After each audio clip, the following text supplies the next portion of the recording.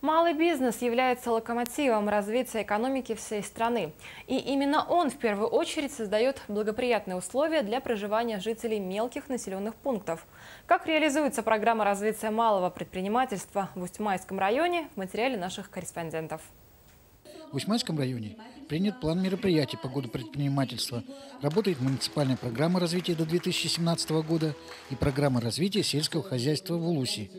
Администрация района объединяет эти две программы в связи с тем, что этот год в Улусе объявлен и годом сельского хозяйства.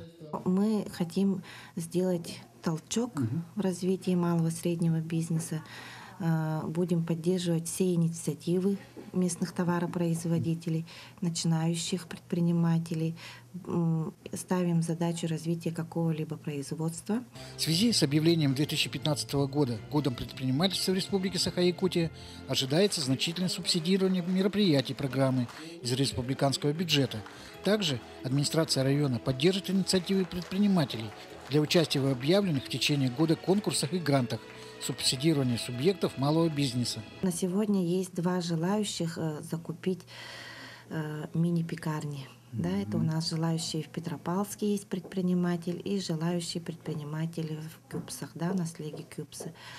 Вот эти данные, над этими проектами мы уже работаем, мы уже ведем, они ведут переговоры совместно с нами по приобретению оборудования, и по понесенным затратам мы им будем делать возмещение. В бюджете района на реализацию программы развития предпринимательства в районе в 2015 году предусмотрено около 2 миллионов рублей.